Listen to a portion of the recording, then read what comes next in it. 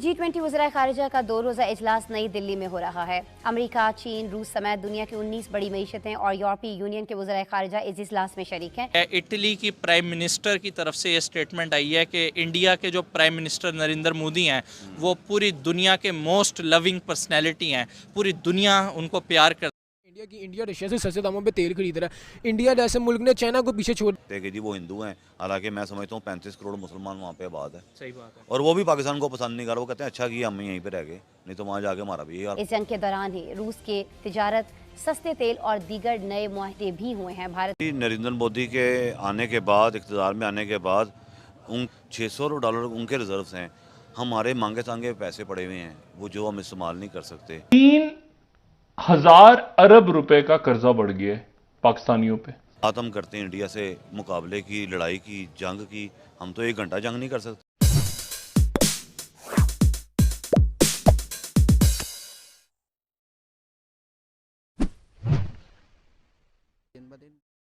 India Russia से सस्ते दामों पे तेल खरीद रहा है। इंडिया जैसे मुल्क ने चाइना को पीछे छोड़ दिया। आप क्या कहना चाहेंगे? आने वाले 3 सालों पे देखे ना, इंडिया ने इकोनॉमी तीसरे नंबर पे आ रही है, तो क्यों ना वो ट्रेडिंग करेगा, वो ट्रेडिंग प्रेफर करेगा ट्रेडिंग करने को। तो यार जहाँ पे हमारी बात की जाए पाकिस्तान की, तो यार यहाँ पे ट्रेडिंग बंदा क्या करे, इंपोर्ट एक्सपोर्ट यहाँ पे बंद हुई पड़ी है, मुल्क तबाह होने वाला है यार। क्या बंदा इनकी ट्रेडिंग की बात करे? वही ऑक्सफोर्ड का सिलेबस हमें पिछले 10 सालों से वही पढ़ाया जा रहा है। आज तक कॉन्सेप्ट की कोई बात हमें बताई नहीं गई। ट्रेडिंग हम कैसे करेंगे जब हमें कुछ इकोनॉमी के बारे में बताया नहीं जा रहा स्कूल और कॉलेजेस में? ना हमें प्रैक्टिकल वगैरह करवाए जाते हैं। और रही बात, अगर मैं इंडिया की बात करूँ तो जनाब हमें 75 साल हो गए दोनों मुल्कों को आज़ाद हुए, मगर हम अपनी पुरानी बातें भुलाकर ज़िंदगी की तरफ आगे क्यों नहीं बढ़ते हैं दोनों मुल्क? यार इनको चाहिए कि अपने जो इख्तलाफात हैं वो ख़त्म करें और सब कुछ भुला के दोबारा से कंटिन्यू करें सब कुछ। जैसे यार ये इनके इख्तलाफात ख़त्म होंगे फिर ये कुछ कर सकते हैं। एक मुल्क दूसरे को गिलाने में लगा, दूसरा उसको गिराने में लगा हुआ है अपनी इकोनॉमी पे। जैसे इटली की प्राइम मिनिस्टर की तरफ से ये स्टेटमेंट आई है कि इंडिया के जो प्राइम मिनिस्टर नरेंद्र मोदी हैं वो पूरी दुनिया के मोस्ट लविंग पर्सनैलिटी हैं। पूरी दुनिया उनको प्यार करती है। पहले तो मुझे ये बताएं, बहैसियत पाकिस्तानी किस तरीके से आप ये स्टेटमेंट देखते हैं कि अब दुनिया की हर कंट्री जो है इंडिया के वज़ीर आज़म को मतलब वो उनको प्रेज़ कर रहा है, उनको अप्रिशिएट कर रहा है? इंडिया कर रहा होगा जी। इंडिया के पास सोर्सेज हैं, इंडिया के पास वसाइल हैं और वो अपनी आवाम को दे भी रहा है। और पाकिस्तान को नीचा भी दिखाने के लिए ऐसे प्रोपेगेंडा छोड़े जाते हैं। तो बाकी हमारे अंदर लीडरशिप का फुकदान तो रहा है और कौमियत का फुकदान सबसे पहले हम लोगों के अंदर, आवाम के अंदर खुद में मौजूद है। जब तक आवाम के अंदर कौमियत नहीं आएगी, अपने मुल्क से मोहब्बत नहीं आएगी, तब तक हम लोग को ऐसे ही जलील होंगे। सर मुझे ये बताएं, इटली के वज़ीर आज़म ने मोदी को प्रेज़ किया है, इसमें पाकिस्तान कैसे जलील हुआ है? पाकिस्तान जलील कैसे हुआ है? पाकिस्तान के हम एक ही तारीख है हमारी, एक ही बॉर्न डेट है।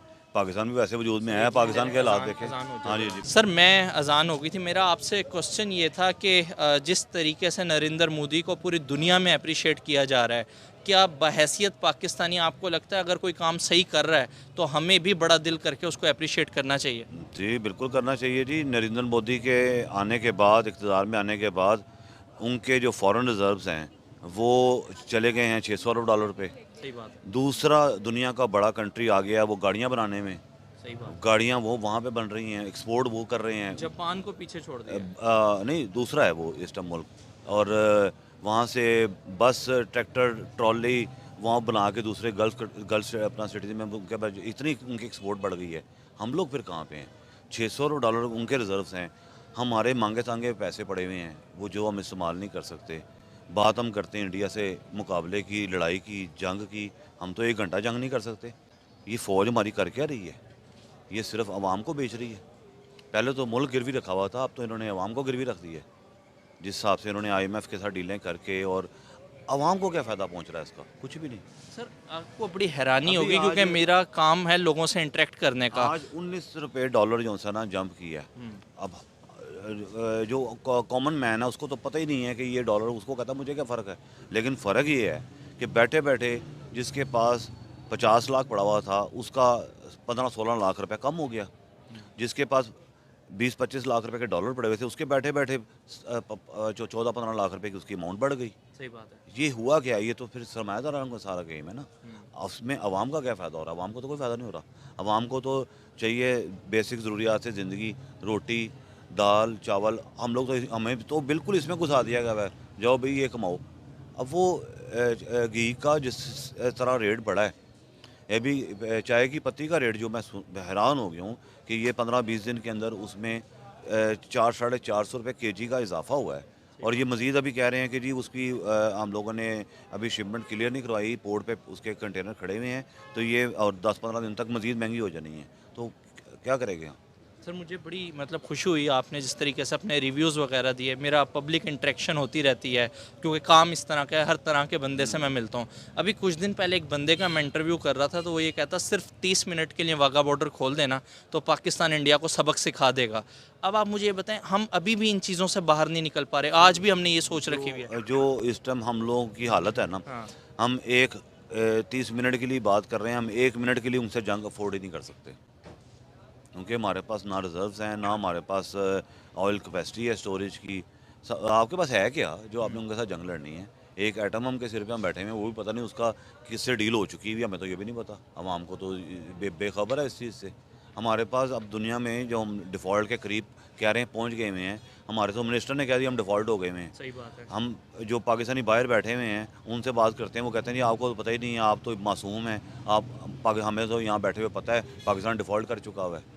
और आप जाएं श्रीलंका में डिफ़ॉल्ट हुआ था तो क्या हो रहा था? यही हो रहा था कि आटा एक दिन 50 रुपये है तो अगले दिन 100 रुपये है, उससे अगले दिन 150 रुपये है। तो पाकिस्तान में क्या हो रहा है? सर 31% महंगाई हुई थी श्रीलंका में, श्रीलंका डिफ़ॉल्ट कर गया।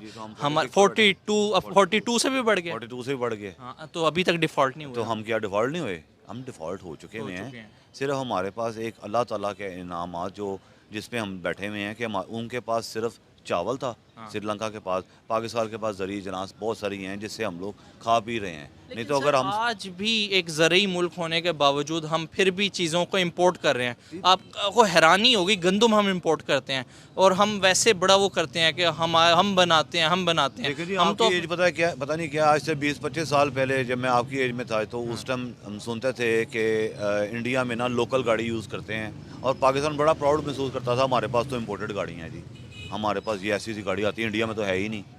कभी कोई इंडिया जो जाता था वो कहता है यार वहाँ तो उनकी पुरानी गाड़ी नज़र आती है,